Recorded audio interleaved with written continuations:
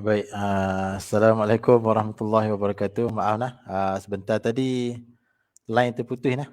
Sebentar tadi line terputus. Tak tahulah sebab apa. Tiba-tiba terputus nah. Baik, kita ulang balik nah. Baik, jadi alhamdulillah pertama sekali kita bersyukur kepada Allah Subhanahu wa taala kerana dengan limpah kurnianya dapat sama-sama sekali lagi kita bertemu malam ini secara live untuk menyambung kembali pelajaran sirah, menyambung kembali tuition kita, tuition sirah. Baik, sekali lagi saya mohon maaf, sebentar tadi line terputus nah. Line internet terputus. Jadi saya batal lah live yang saat ni. Ni saya buat lain. Baik, jadi malam ni kita akan sambung kembali tuition sirah kita. Baik, saya rasa ramai dah pakat beli nah buku ni. Ramai dah pakat beli. Buku ni rasanya ramai dah pakat beli. Nota padat ni. Baik, jadi malam ni kita akan sambung muka surat 150 nah. Muka surat 150.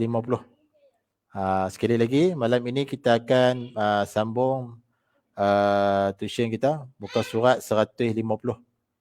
Okay, yang ada buku nota padat ni, yang pakat beli baru ni, saya tengok ramai lah yang beli, lebih kurang 20 lebih kot yang beli. Okay, buka muka surat 150 nah. 150 insya-Allah kita akan sambung.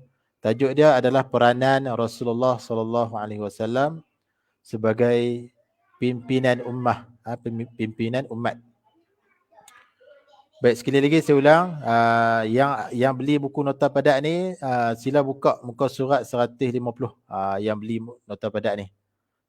Lebih kurang 20 orang kot beli, 20 lebih kot. Yang tak ada buku nota padat ni sila buka apa ni, buku kafar tu lah, buku sirah kafar tu. Buka yang tu. Buka tajuk ni, tajuk besar dia adalah pembangunan negara Islam. Tajuk kecil dia peranan Rasulullah sallallahu alaihi wasallam sebagai pimpinan umat. Baik, yang pertama Rasulullah sebagai apa? Yang pertama dia sebagai pemimpin umat.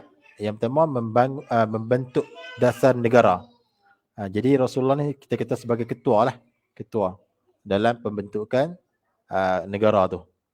Jadi apa-apa masalah rakyat akan bertanya kepada Rasulullah lah. Sebab Rasulullah ni sebagai ketua. Jadi Rasulullah akan beri arahan lah, beri arahan apa-apa sekalipun berkaitan dengan pembangunan negara. Baik, yang kedua menyatu padukan kaum-kaum yang bertelagah. Jadi peranan Rasulullah juga bukan kata pembangunan negara saja, tetapi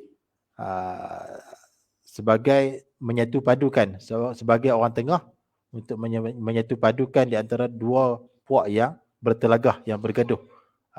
Sebab zaman Nabi itu banyak puak-puak yang suka bergaduh. Antaranya kaum As, Khazraj. Kalau di Mekah tu banyak lagi lah kaum-kaum berpuak-puak. Kabilah Arab ni dia suka bergaduh masa tu. Tambah lagi masa sebelum Islam datang, masa tu lagilah berbunuh-bunuh, bertelagah, bergaduh dan sebagainya.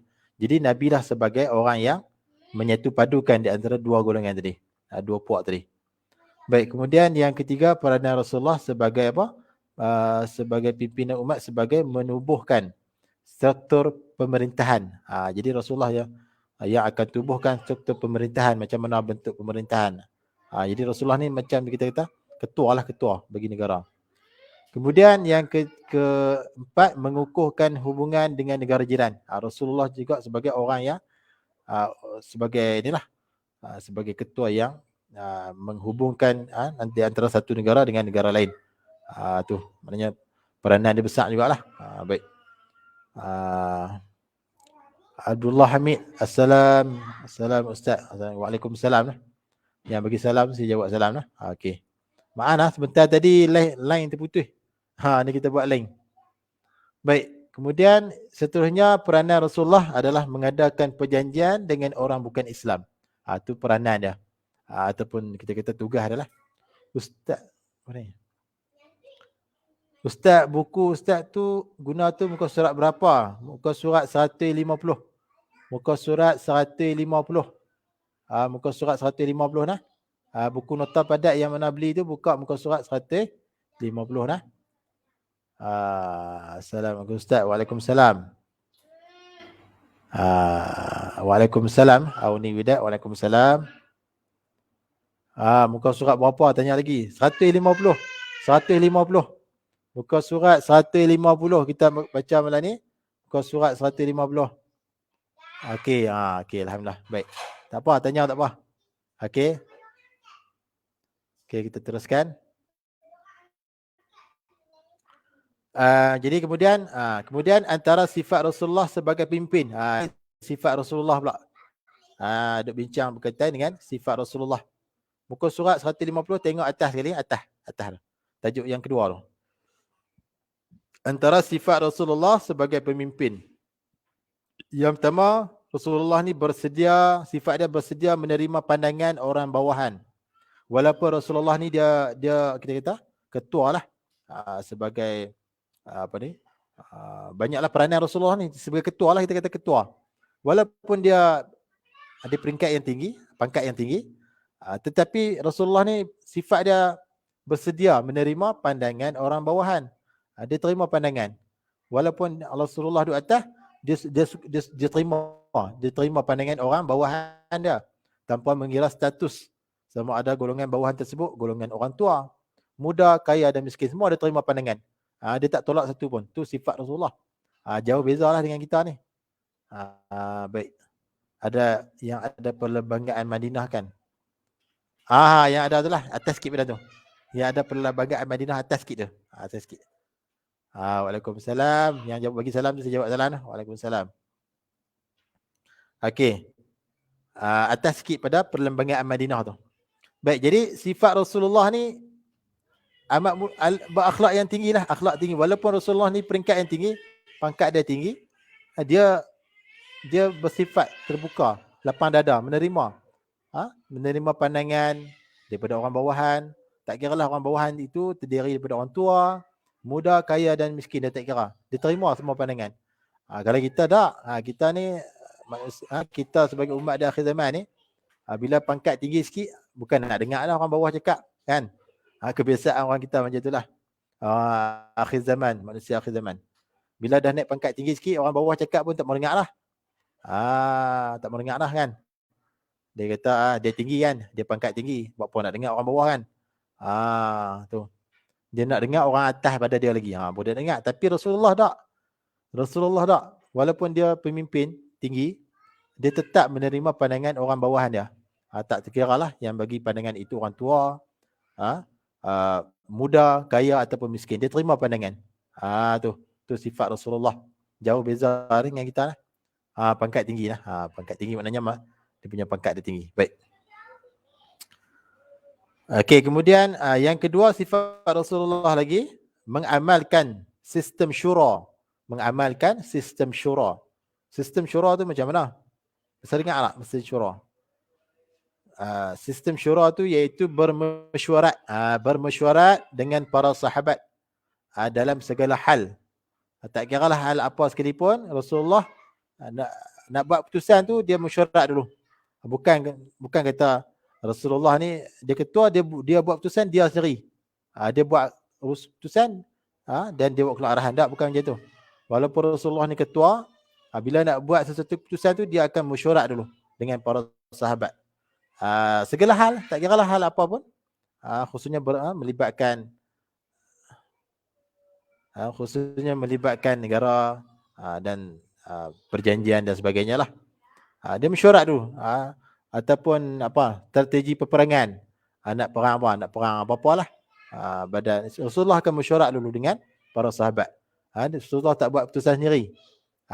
Kita tak. Kita kadang-kadang tu setengah tu segelintir lah, bukan semua. Setengah segelintir tu ada juga yang suka buat keputusan sendiri. Tak sama lah macam sifat Rasulullah. Jadi Rasulullah tak nak buat apa pun mesyuarat dulu dengan para sahabat. Dalam segala hal dan keadaan lah, tak kira dalam keadaan apa sekalipun, bagi mencari punca permasalahan. Tujuan mesyuarat itu adalah untuk mencari punca permasalahan. Punca daripada mana? Contoh dia macam peperangan Uhud kan kalah. Mula-mula tu nak menang lah tapi kalah. Jadi Rasulullah mesyuarat dengan para sahabat, cari sebab apa punca kekalahan ni? Sebab apa punca dah? Punca dia adalah apa ni? Pasukan pemanah yang berada di atas Bukit Uhud tu turun daripada bukit tu, turun daripada tempat masing-masing yang telah diarahkan oleh Rasulullah. Maknanya mereka telah melanggar arahan Rasulullah, sebab tu kalah dalam perang Uhud. Itu punca dah. Jadi mesyuarat akan diadakan cari punca permasalahan dan penyelesaian, bukan kata cari punca permasalahan, cari pula jalan penyelesaian dia. Segala masalah negara lah di sini, khususnya masalah negara. Bincang dengan para sahabat macam mana nak buat. Sebab itulah nak takbir negara ni dia kena ada organisasi, kena ada menteri ni, kena ada menteri ni. Kalau kita lah kan, di Malaysia ni kena ada Perdana Menteri. Perdana Menteri seorang dia tak boleh buat kerja. Kalau seorang dia tak boleh buat kerja, dia kena ada timbalan Perdana Menteri, dia kena ada menteri ni, menteri tu, menteri tu. Maknanya ada tugas masing-masing. Barulah maknanya kena berpakat. Jemaah menteri tu kena berpakat. Dia tak boleh seorang tu saja. Dalam maka Ustaz cerita. Baik. Maaf Ustaz lambat masuk, dah lama. Tak lama baru lagi. Buka muka surat 150. Menteri Facebook pada. Macam-macam lah. Apa ni? Menteri Facebook. Tak tahulah. Baik. Kemudian yang ketiga, sifat Rasulullah ni sebagai pemimpin, dia membahagikan kuasa dan tugas dalam pemerintahan. Macam saya beritahu tadi lah. Walaupun Rasulullah ni adalah orang yang tinggi, ketua, dia tetap membahagikan kuasa ataupun tugas pada, dia kata menteri lah. Yang di sini para sahabat lah. Para sahabat zaman Rasulullah. Tak panggil menteri lah. Kita kata para sahabat. Adalah tugas yang ataupun tugas yang dibagikan oleh Rasulullah kepada para sahabat untuk dilaksanakan. Masing-masing ada tugas. Rasulullah tak boleh nak buat seorang. Sebenarnya kena ada jemaah para sahabat tu kena ada. Maknanya tugas itu dibahagi-bahagikan. Itulah. Rasulullah tak buat semua seorang dirilah. Itu sebagai sifat Rasulullah.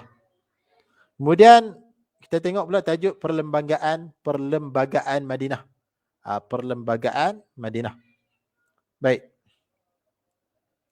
Yang pertama, yang ni kita bukan suruh hafal . Kita baca ni bukan suruh hafal. Saya kata kena hafal jenuh lah, kena hafal semua ni bukan senang. Saya pun tak ingat. Kita cuma baca tu bagi faham lah. Bila kita faham, bila kita periksa nanti, ada soalan-soalan, dia punya soalan tu mirip cerita dan lebih kurang macam kita cerita ni. Dia automatik kita akan ingat sikit-sikit. Walaupun kita tak ingat banyak pun. Tapi syarat kena ulang lagi lah. Tak memadai lah. Tak memadai kita baca sekali ni, ingat semua tak.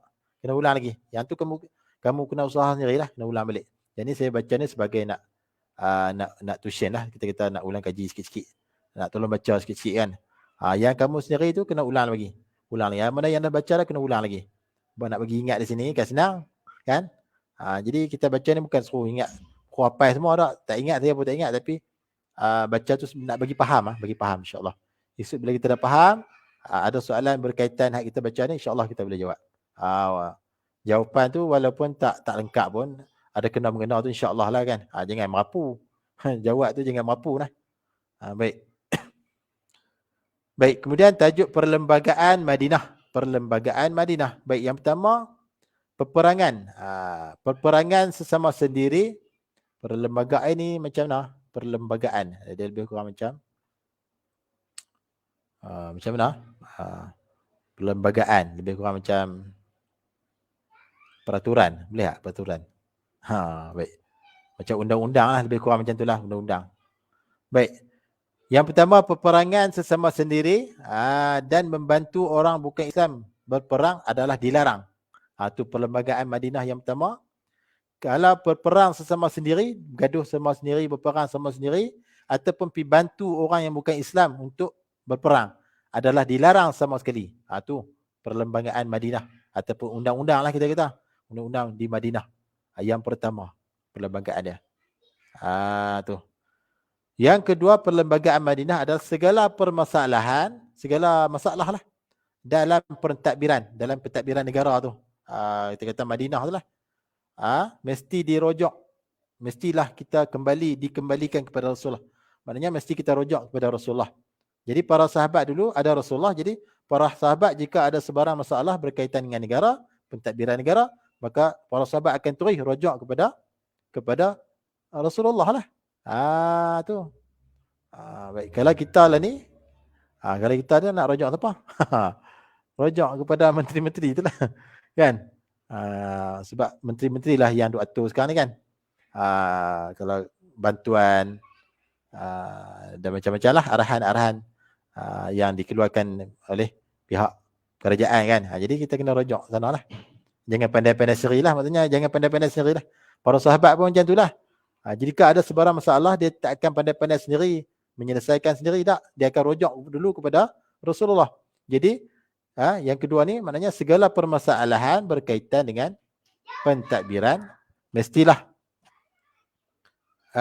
dirujuk. Mestilah kena rujuk dengan Rasulullah lah. Tak dengar pula dah. Tak dengar betul kan? Saya nak tengok mic. Testing. Dengar tak? Tak dengar? Okey dah, saya tahu okey lah. Okey. Semua tak dengar ke lagu mana? Dengar ke tak dengar? Ada yang kata tak dengar? Baik.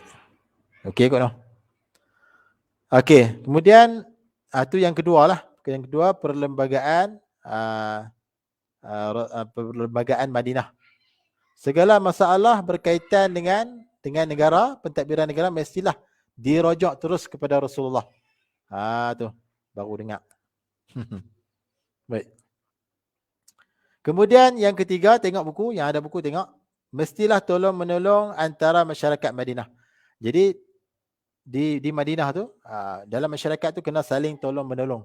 Apa masalah sekalipun kena saling tolong menolong. Lagipun sikap orang Madinah ni, orang Ansar ni memanglah mereka ni orang yang baik hati. Suka tolong menolong. Jadi salah satu perlembagaan yang terdapat dalam dalam senarai ni, mestilah orang yang tinggal di Madinah itulah ataupun masyarakat Madinah itulah mesti tolong antara satu sama lain. Mesti tolong antara satu sama lain. Kalau kawan ni susah, yang ni kena tolong. Kalau kawan ni ada masalah, kawan ni kena tolong. Maknanya hidup dalam masyarakat yang saling tolong menolong. Tu termaktub dalam perlembagaan Madinah yang ketiga. Baik, belum beli lagi. Tak apa, yang tak beli lagi tak apa. Nanti beli. Ada jual di di Hasani tu kan, Hasani. Kedai buku tu lah. Cuma gambar dia tu lah, gambar dia nota padat dah. Ni nota padat. Nota padat gambar dia macam ni. Ada gambar macam robot sikit tu. Tu. Nota padat. Baik. Dekat Hasani ada jual lah. Dekat Hasani ada jual RM20 kot. Tuan-tuan Umi beli. Baik. Kemudian yang kelima pula, yang termaktub dalam perlembagaan Madinah ataupun peraturan ataupun undang-undang di Madinah, penduduk Madinah bebas mengamalkan kepercayaan dan budaya masing-masing. Di Madinah dia ada undang-undang yang mana penduduk Madinah itu boleh mengamalkan masing-masing kepercayaan, kebudayaan masing-masing, boleh mengamalkan. Maknanya tak jadi kesalahan lah. Tak jadi kesalahan. Tu. Maknanya budaya ni, kepercayaan ni dia tak boleh kacau. Dia tak boleh kacau kepercayaan orang lain. Maknanya masing-masing. Kawan ni percaya macam ni, ikut dia lah. Kawan ni percaya macam ni, ikut dia. Jangan kawan ni pergi kacau kawan ni. Tak boleh. Tak boleh bergaduh. Tak boleh hak orang jangan kacau. Tu termaktub dalam perlembagaan Madinah. Kemudian yang keenam pula, yang tertulis ataupun termaktub dalam perlembagaan Madinah, Nabi Muhammad SAW sebagai ketua negara Madinah. Jadi Nabi ni sebagai ketua, macam saya beritahu tadi lah. Nabi ni sebagai ketua Madinah. Ustaz guna apa? Background. Guna apa? Guna ni guna background. Ada background. Dalam StreamYard ni dia ada background. Guna apa? Guna ambil dalam Google. Dalam image. Carilah tulis sirah Nabi, dia naik macam ni. Cantik, alhamdulillah, terima kasih. Sesuai lah kita duk cerita bab Nabi ni kan. Kena background pun kena sirah Nabi lah. Ada gambar unta sikit, ada gambar padang pasir, piramid dan sebagainya. Baru sesuai kan. Ni takkan nak cerita sirah Nabi, Nak mengaji tuition sirah Nabi tapi buat gambar motor elok. Gambar motor dak waris. Tak elok tak sesuai lah. Baik. Kemudian yang ketujuh pula yang termaktub di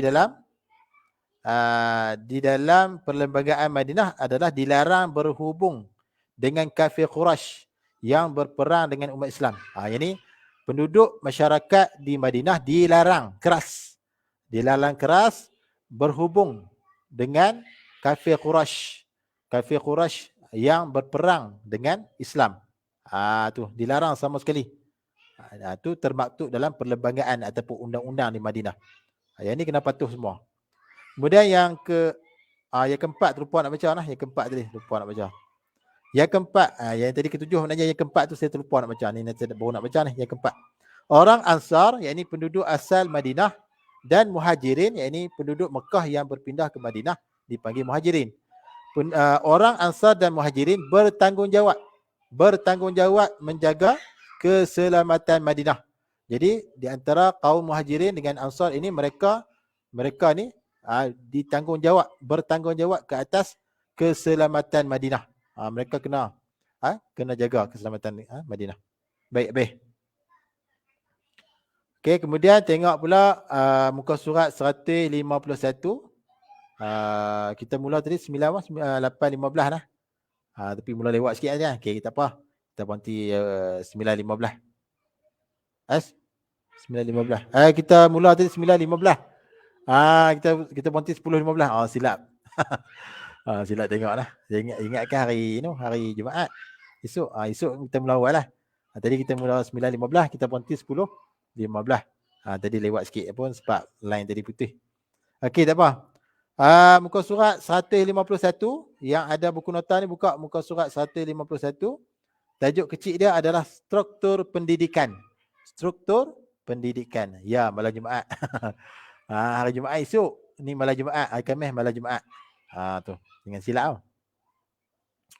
Struktur pendidikan. Yang pertama pendidikan. Ni dalam bab pendidikan pula. Bab ilmu lah, bab ilmu. Pendidikan Islam telah bermula sejak Nabi diangkat menjadi Rasul lagi. Maknanya pendidikan Islam ni start dah bermula daripada Rasulullah diangkat menjadi Rasul. Tu. Dan berperanan membimbing masyarakat Arab jahiliah meninggalkan kemungkaran dan melakukan kebaikan. Maknanya sebelum datang Islam ni, sebelum datangnya agama Islam ni, maknanya sebelum Nabi kita diangkat menjadi Nabi lah, menjadi Rasul, sebelum tu banyak sangat kemungkaran, banyak sangat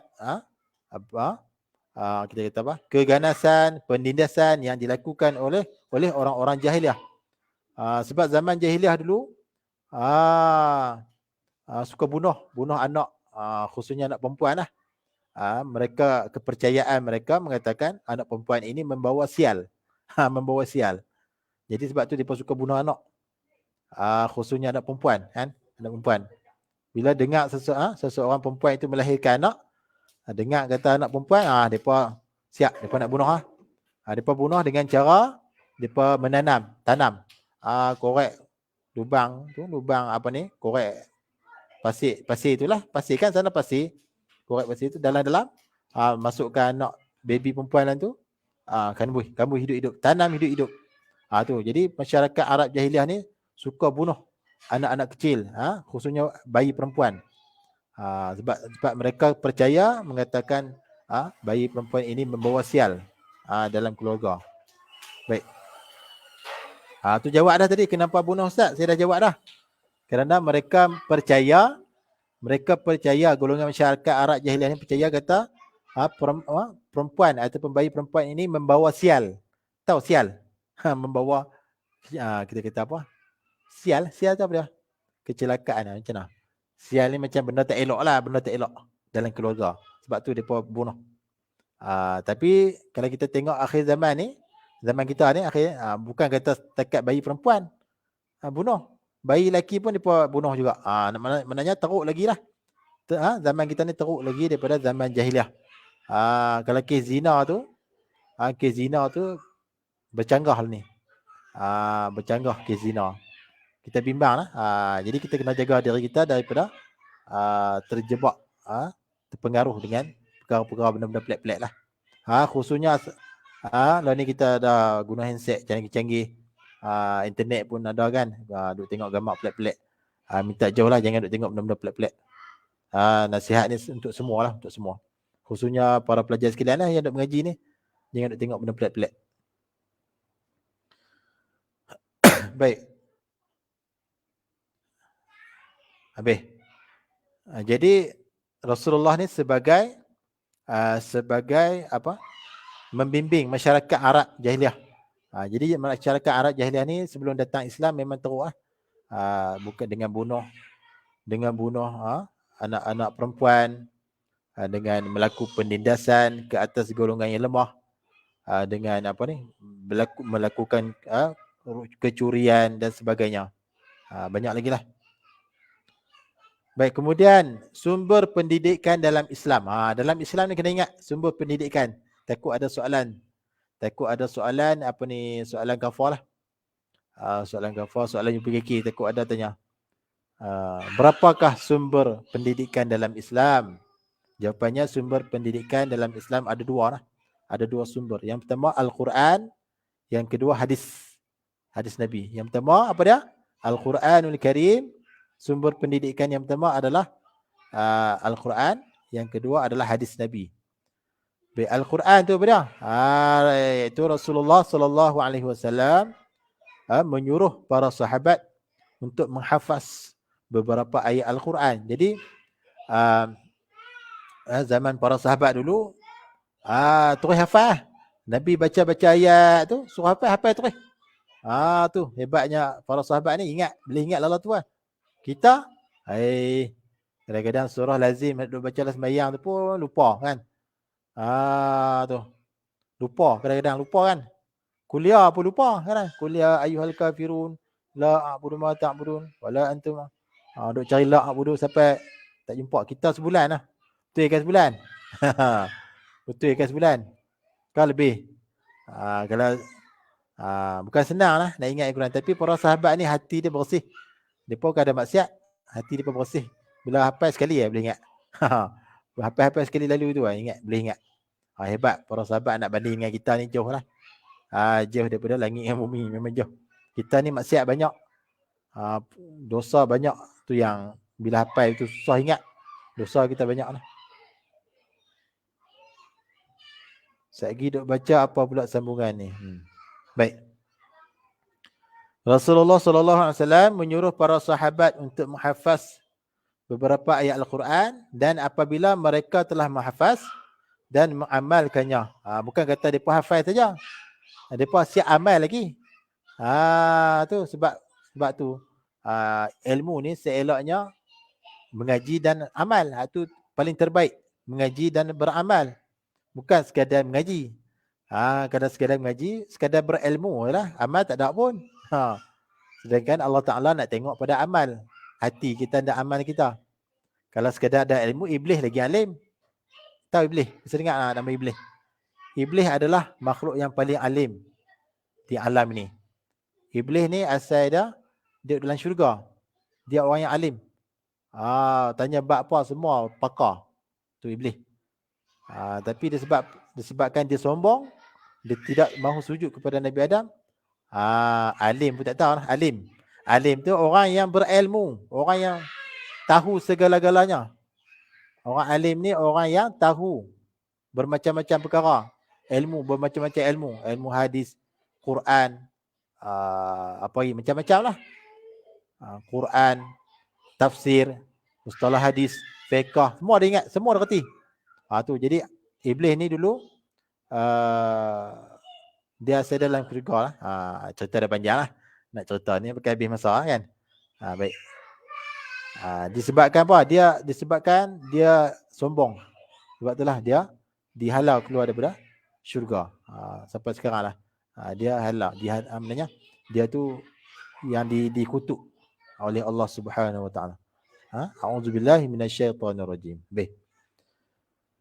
Kemudian barulah baginda akan berpindah kepada ayat yang lain. Maknanya para sahabat ni tentang Al-Quran ni Rasul akan membaca beberapa ayat, kemudian menyuruh para sahabat hafal. Lepas hafal, mereka akan mengamalkan ayat Quran tu, kemudian barulah Rasulullah akan berpindah kepada ayat-ayat yang lain pula. Tu cara dia. Itulah cara para sahabat hafal Quran melalui Rasulullah. Sebab zaman Rasulullah ni ramai para hafiz Quran. Ramai para hafiz Quran. Tapi banyak yang mati banyak yang syahid dalam peperangan. Baik, kemudian sumber pendidikan yang kedua pula adalah hadis. Hadis. Bisa dengar anak hadis? Hadis ni bukan yang bahasa Arab tu saja. Qala Rasulullah, bukan yang tu saja. Hak tu memang termasuk hadis. Hadis ni apa dia? Kena faham apa maksud hadis. Hadis ni maknanya percakapan Nabi, pengakuan Nabi dan tingkah laku Nabi. Semua tu hadis lah. Hadis bukan kata hak bahasa Arab tu saja. Qala Rasulullah an-nadhafatu minal iman. Bermula kebersihan itu separuh daripada iman. Bukan yang tu saja. Yang tu perkataan Nabi, percakapan Nabi. Itu salah satu hadis. Lagi apa lagi? Pengakuan Nabi. Hadis juga. Apa yang Nabi mengaku tu hadis lah tu. Tapi hak selama ni yang kita faham, hadis tu hak bahasa Arab tu. Qala Rasulullah sallallahu alaihi wasallam, as-sabru minal iman. Bermula sabar itu separuh daripada iman. Bukan, yang tu betul lah hadis. Tu salah satu. Itu dipanggil perkataan Nabi. Perkataan Nabi. Pengakuan Nabi juga termasuk dalam hadis. Tingkah laku Nabi, tindak tanduk Nabi, semua tu hadis lah. Hadis Nabi. Dipelajari oleh para sahabat. Yang selalu mendampingi baginda. Jadi para sahabat ni dia duduk dekat dengan Nabi. Jadi dia segala tingkah laku Nabi semua dia tiru. Kebanyakan dia tiru. Cara Nabi ambil wuduk macam mana, semua tiru. Cara Nabi semayang. Kita ni jauh daripada Nabi. Kita sekarang dah tak ada Nabi dah. Kan? Nabi dah wafat lama dah. Kita tak ada Nabi, tapi kita nak dekat siapa? Kita nak tiru siapa? Kita kena ikut siapa? Alim ulama. Alim ulama. Kita di akhir zaman ni, khususnya di akhir zaman ni, kita kena mendampingi ulama. Alim ulama adalah pewaris Nabi. Pewaris Nabi. Kita nak ikut Nabi, tak ada dah. Nabi tak ada dah. Siapa mengaku jadi Nabi tu salah. Adalah sesat. Sebab Nabi akhir zaman adalah Nabi Muhammad sallallahu alaihi wasallam. Jadi kita di akhir zaman ni kena ikut ulama. Ulama akhirat. Ulama akhirat. Ulama yang akhirat lah. Baik. Maknanya ulama tu pewaris Nabi. Waris apa? Waris harta kah? Tak, waris ilmu. Al-ulama warasatul anbiya. Baik, habis. Itulah hadis. Percakapan Nabi, pengakuan Nabi dan tingkah laku baginda yang dipelajari oleh para sahabat yang selalu mendampingi baginda. Antaranya sahabat yang selalu mendampingi baginda siapa dia? Sayyidina Abu Bakar, Sayyidina Umar. Tu antara lah, banyak lagi lah. Sebab tu maqam Sayyidina Umar, Sayyidina Abu Bakar ni dekat-dekat dengan maqam Nabi kan di Madinah. Siapa pernah pita lah. Baik. Baik, kemudian tajuk seterusnya institusi pendidikan. Institusi pendidikan ataupun kita kata apa? Macam tempat yang dilaksanakan pendidikan tu. Institusi. Yang pertama sekali, institusi yang pertama adalah rumah Nabi sendiri. Rumah Nabi Muhammad sallallahu alaihi wasallam sendiri dijadikan pusat ataupun institusi pengajian yang menjadikan tempat pengajian ilmu dalam kalangan ahli keluarga, kaum kerabat dan para sahabat. Yang pertama sekali, institusi pengajian ataupun pendidikan adalah di rumah Nabi sendiri. Di rumah Nabi sendiri. Tu tempat penyebaran ilmu, tempat pengajian ilmu. Yang kedua, institusi yang kedua pula adalah Darul Arqam. Darul Arqam, iaitulah rumah sahabat Nabi yang bernama Al-Arqam bin Abi Arqam. Tu tempat yang kedua yang menjadi tempat pusat penyebaran ilmu. Di rumah Al-Arqam bin Abi Al-Arqam. Tu sahabat Nabi tu. Rumah dia. Tadi rumah Nabi yang pertama, ni rumah dia pula, rumah sahabat tu pula. yang digunakan ketika Nabi berdakwah secara sulit, secara rahsia. Jadi penyebaran ilmu ni dia terbahagi kepada dua. Penyebaran ilmu ataupun dakwah Nabi lah terbahagi kepada dua. Secara sulit itu secara terang-terangan satu, secara terbuka satu. Jadi hak ni peringkat sulit, peringkat dakwah Nabi disebarkan secara sulit, secara rahsia. Yang pertama sekali di rumah Nabi. Yang kedua di rumah sahabat Nabi yang bernama Al-Arqam bin Al-Arqam. Tu. Dan yang ketiga pula, tempat ataupun institusi penyebaran ilmu adalah yang pertama Masjid Nabawi ataupun dipanggil Masjid Nabi itulah. Yang sekarang ni yang ada di Madinah yang warna hijau tu. Kubah dia warna hijau tu. Tu. Masjid Nabi. Masjid Nabi itu adalah salah satu tempat ataupun institusi penyebaran ilmu. Yang kedua Masjid Al-Aqsa. Masjid Al-Aqsa yang terletak di Palestin sekarang ni. Yang terletak di Palestin kan. Yang Baitul Maqdis tu. Yang puak-puak Yahudi duk kacau sangat tu. Itulah masjid itulah. Tempat penyebaran ilmu satu ketika dulu. Baik. Lagi pula Masjidil Haram. Masjid Al-Haram terletak di Mekah. Kalau Masjid An-Nabawi terletak di Madinah. Masjid Al-Aqsa terletak di Palestin. Manakala Masjidil Haram terletak di Mekah. Yang menjadi pusat pengumpulan dan penyebaran agama Islam. Kalau kita tengok ulama-ulama dulu pun kebanyakan mengaji di Mekah lah. Antaranya ulama tauhid tu pada Ain Mekah lah. Ismail Al-Fatuni mengaji di Mekah. Alim sungguh. Alim ni maknanya orang yang banyak ilmu lah, orang yang luas ilmu dia, ibarat lautan yang luas ilmu dia. Kita ni apa sangat yang tahu kan. Banyak kita tahu sikit, yang tak tahu tu banyak kan. Tapi depa ni alim, tahu macam-macam depa tahu. Ilmu fiqh depa tahu, tauhid depa tahu, tasawuf, tafsir, al-Quran, qiraat dan macam-macam lah. Nahwu, sharaf, tu ilmu agama. Kita tahu apa? Kita tahu sikit baca Quran betul-betul kan. Baca Quran pun tergagak-gagak.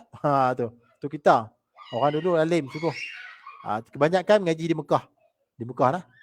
Sehingga kan dikhabarkan anak murid dia beratus-ratus orang. Lagi satu apa? Tok Kenali kan? Tok Kenali. Kita kenal kan? Tok Kenali kan? Tok Kenali pun anak murid dia ramai. Beratus-ratus. Semua jadi alim-alim mereka. Ulama. Jadi mufti. Jadi macam-macam hebat-hebat mereka. Tu. Anak murid orang alim. Baik. Berbanding dengan kita ni memang tak alim lah. Kita tahu sikit tengok. Yang tak tahu tu banyak. Sebab itulah orang dulu-dulu hebat-hebat mereka. Walaupun masa zaman dulu handset tak ada pun kan. Ada tak handset zaman dulu? Mana ada. Kalau ni handset hebat-hebat. Dulu mana ada handset kan. Tu. Dulu kebanyakan berhubung pakai surat pakai surat. Surat kan. Surat, tulis surat. Zaman lah mana ada belayan dah surat-surat. Kalau ni pakai WhatsApp. Cepat WhatsApp, Instagram dan Telegram dan sebagainya. Call WhatsApp semua. Hebat zaman ni. Tapi mengaji tak tahu mana pun kan. Zaman dulu hebat-hebat. Walaupun depa teknologi tak canggih. Okey, kemudian institusi seterusnya pula tempat yang bernama As-Suffah. As-Suffah. Apa maksud As-Suffah? Iaitu ruang, satu ruang ataupun bangunan surau yang bersambung dengan masjid. Pernah tengok tak?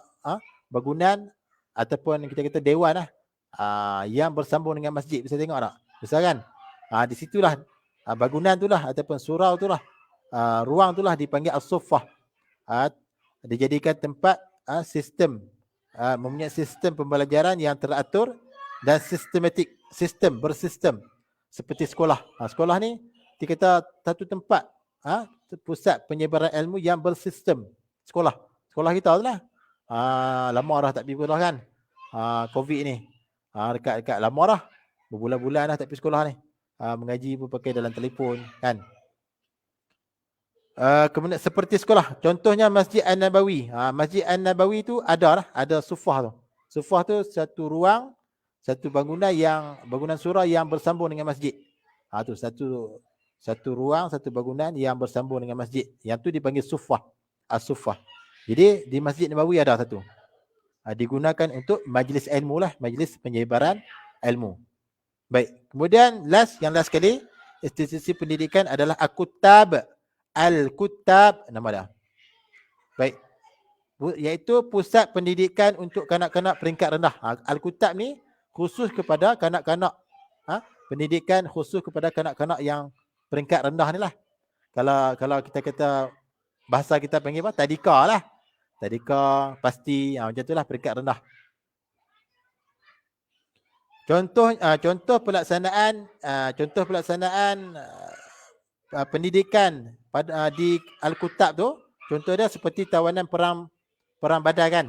Kan dalam perang Badar dulu ada orang kafir kena tawan kan. Tawanan tu. Kalau kita kata sini banduan lah. Tu. Tawanan perang tu yang berkebolehan, yang pandai, yang berkebolehan diarahkan mengajar 10 orang kanak-kanak Islam sehingga boleh baca, boleh menulis sebagai syarat untuk bebas. Jadi tawanan, contoh dia seperti tawanan perang Badar tu, mereka nak bebas boleh, tapi dengan satu syarat. Mereka kena ajar kanak-kanak Islam sehingga pandai baca, pandai menulis. Itu syarat dah. Bila mereka ajak tawanan perang Badar tu, ajak anak-anak orang Islam pandai baca, pandai menulis, maka mereka itu boleh dibebaskan. Itu syarat dah. Tu tawanan perang Badar. Baik. Okey, itu 5 institusi ataupun pusat pendidikan di zaman Rasulullah. Baik. Habislah. Masa 10:03 insya-Allah. Kita ada lagi 12 minit lagi insya-Allah. Okey, seterusnya muka surat 152 lah. 152 tengok yang ada buku ni, yang ada buku nota ni, tengok muka surat 152. Tengok atas sekali, tajuk dia struktur ekonomi. Yang tadi bab pendidikan. Yang ni bab ekonomi pula. Baik. Kemudian dia kata sebelum kedatangan Islam di Madinah, sebelum Islam tu datang ke Madinah, maknanya sebelum ni lah, sebelum penghijrahan Nabi lah ke Madinah. Tu. Masyarakat Arab Madinah ditindas oleh Yahudi. Sebelum Nabi hijrah ke Madinah, masyarakat asal di Madinah tu ditindas oleh orang Yahudi. Orang Yahudi ni jahat. Dia tindas. Bukan kata kita baru kenal Yahudi tu jahat. Sejak zaman Rasulullah lagi tu jahat lah. Suka tindas orang. Tu perangai lah. Perangai Yahudi ni start daripada zaman Rasulullah sampai lah ni pun jahat. Kacau. Suka tindas orang. Sampai kiamat. Memang perangai mereka macam tu. Asal kata nama Yahudi memang mereka tak suka Islam. Sebab tu mereka kacau sangat tu. Nak berebut apa tu masjid tu kan. Masjid Al-Aqsa tu. Sebab perangai mereka memang macam tu. Mereka tak suka Islam. Mereka suka tindas. Mereka suka tindas orang yang lemah. Baik. Jadi masyarakat Arab Madinah yang asal lah ditindas oleh puak-puak Yahudi dalam urusan perniagaan. Dalam urusan perniagaan mereka kena tindas dengan puak-puak Yahudi. Baik, kemudian yang kedua pula, ekonomi Madinah telah dimonopoli oleh orang Yahudi. Dimonopoli ni apa? Siapa tahu maksud monopoli? Ekonomi Madinah telah dimonopoli, diguna pakai lah oleh orang Yahudi. Tu ekonomi Madinah masa tu. Orang Yahudi yang kuasai, yang monopoli, yang kuasai ekonomi di Madinah ketika itu. Tu. Ini sebelum kedatangan Islam ke Madinah lah, sebelum Rasulullah hijrah ke Madinah. Baik, kemudian lagi apa lagi? Yang berlaku di Madinah sebelum kedatangan Rasul. Penipuan dalam perniagaan menjadi amalan. Tu. Masa sebelum Islam mai ke Madinah, sentiasa berlaku penipuan dalam perniagaan. Raja tipu orang. Ada tak zaman ni hati tipu orang? Ada tak? Ada kan? Perangai suka tipu orang tu ada tak? Ada. Kan? Contohnya ikan temudung kita nak beli tu. Yang lama dia yang lama dia macam mana? Yang lama dia tak atas. Ataupun dia lama tu duduk tengah sikit. Hak lama tu duduk hak baru tu letak atas sikit. Hak bawah kali barulah, hak tengah tu hak kemarin. Ikan hak kemarin ataupun hak lama, hak mata merah dah. Tu tipu tak macam tu? Tipulah tu. Sepatutnya dia kena asing. Ikan yang baru tak sebelah. Ikan hak lama tak sebelah. Ataupun ikan hak lama tu bagi macam tu dah sedekah. Kan dah benar lama dah. Mata merah dah ikan pun. Tu. Ni dah lama pun nak tipu lagi. Hak buruk dia lindung sikit. Tak buah. Contoh jual buah kan. Apa lagi? Unsur penipuan. Jual buah kan, buah. Dia kata buah ni manis. Dia kata buah pelam ni manis. Kita pun percayalah. Nak rasa dia tak bagi. Dia tak buat rasa. Contoh. Balik-balik rumah kita makan masam. Tipu tak? Tipu. Jadi serupalah perangai sebelum kedatangan Islam. Serupalah perangai sebelum kedatangan Islam di Madinah. Perangai orang Yahudi lah tu. Perangai orang Yahudi suka tipu orang. Suka tipu. Berkat tak? Macam tu kalau kita buat macam tu berkat tak? Tak berkat. Durian pun ada tipu. Durian tipu pun ada. Durian tipu pun ada. Dia kata ni musang king durian ni. Kita pula jenis tak kenal durian ni. Kita bukan kenal durian. Kita kira makan lah. Orang kata ni musang king ni. Kita pun percayalah harga mahal lah, sanggup beli. Padahal bukan musang king. Benda lain. Durian hak besar tu lah. Bayar dengan harga musang king. Dapat durian besar, durian kampung besar. Tipu tak? Tipu tu, semua tu tipu belakang. Baik. Tu contohlah contoh penipuan dalam perniagaan. Jadi sebelum kedatangan Islam tu penipuan ni dia jadi amalan. Boleh kata selalu kena tipu. Selalu tipu. Baik. Saya pernah tengoklah video di mana peniaga tipu. Mula-mula dia boh plastik banyak tu. Kemudian dia spare siap dah. Dalam plastik satu lagi hak kurang tu. Tapi bila dia timah-timah dia buat turun tu dia ambil tu. Dia bagi orang tu hak kurang tu. Tipu. Tapi itu dia orang kapiak. Orang kapiak memang suka tipu kan. Tu. Banyak lagi lah penipuan.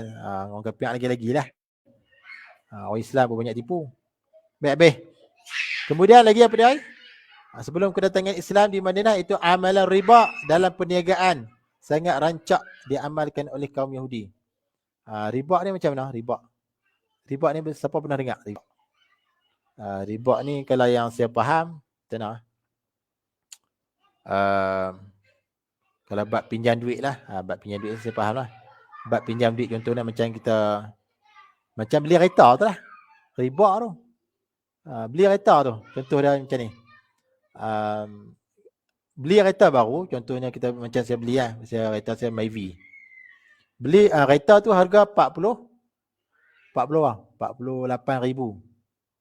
Tapi bila kita bayar bulan, bayar kat bank, sebulan 576, tak silap. 576.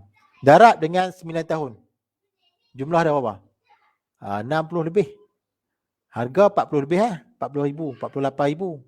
Bila bayar selama 576 setiap bulan, setahun ada 12 bulan, darab dengan 9 tahun.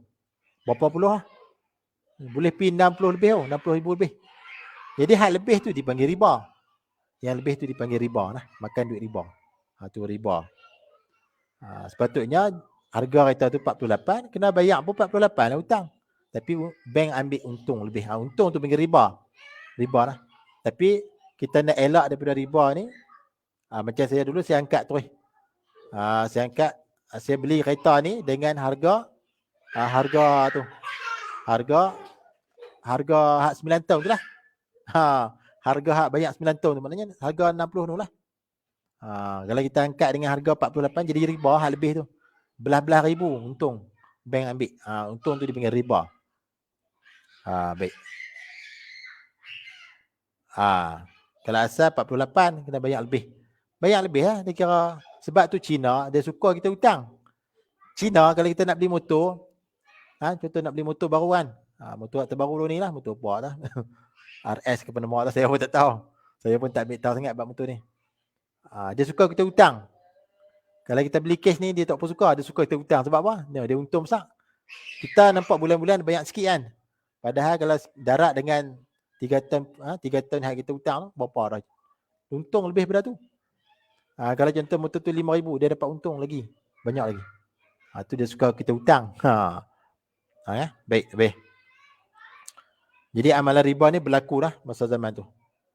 Baik, kemudian setelah kedatangan Islam di Madinah pula. Lepas pada Madinah, kedatangan Islam di Madinah. Okey, kita perhabis tajuk ni. Setelah kedatangan Islam di Madinah, yang pertama kaum Muhajirin telah mengusahakan tanah di Madinah dengan bercucuk tanam dan bergiat dalam pertanian tu. Setelah mana orang Mekah datang ke Madinah, orang Mekah tu dinamakan Muhajirin. Bila datang ke Madinah, mereka telah mengusahakan tanah di Madinah itu untuk bercucuk tanam dan bergiat dalam pertanian. Tu setelah datangnya Islam di Madinah. Baik. Kemudian sumber keuangan pula, sumber keuangan di zaman Rasulullah yang pertama zakat. Zakat. Zakat atau zakat? Zakat dia banyak jenis. Zakat fitrah. Zakat fitrah tu zakat bulan puasa tu kan. Zakat diri tu. Maknanya kalau kita tak kahwin lagi, kita seorang, kita kena bayar hak kita lah, RM7. Bagi yang tak balik lagi tu, macam kamu memang kamu kecil ngaji kafar kan, tak balik lagi kan. Kecil lagi di bawah tanggungan ibu bapa, maknanya ibu bapa, bapa tu lah, ayah tu lah yang bertanggungjawab membayar zakat fitrah.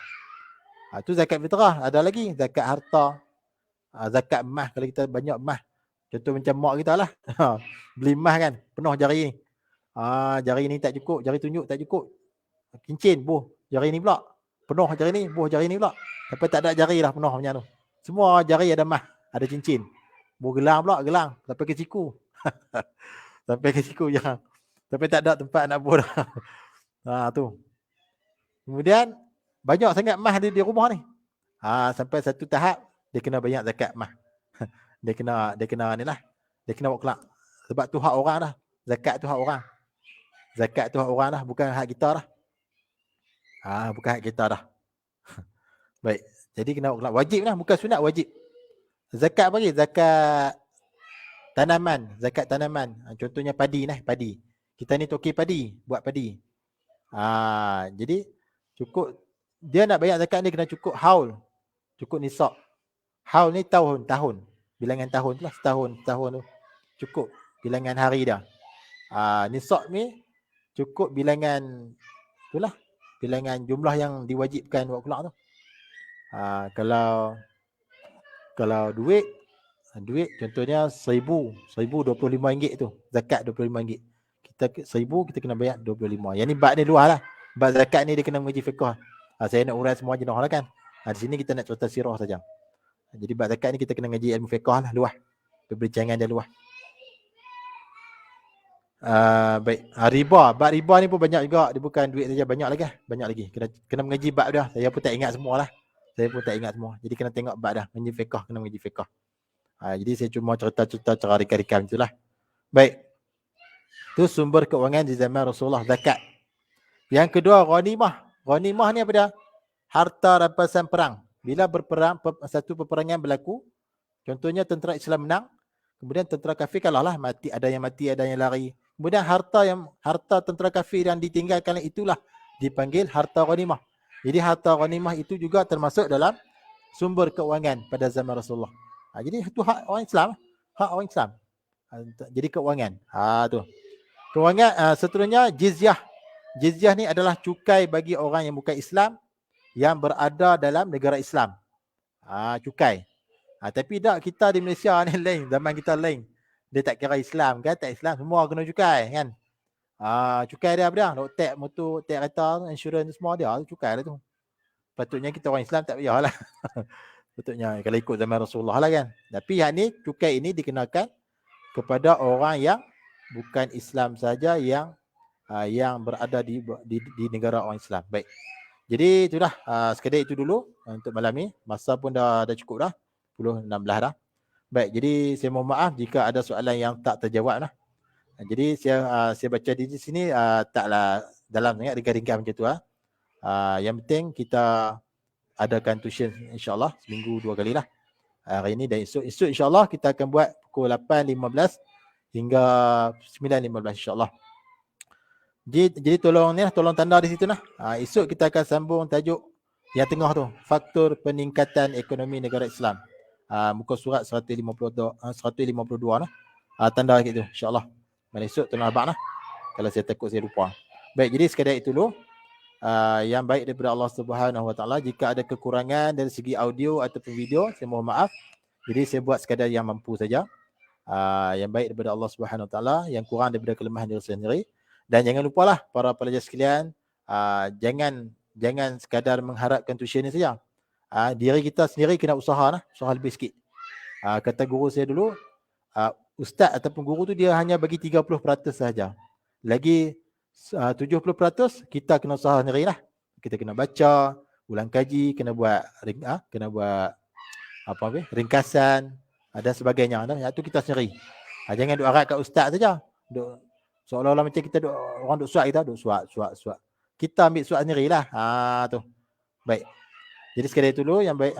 Saya sudahi live pada malam ini, insya-Allah dengan lafaz Assalamualaikum warahmatullahi wabarakatuh.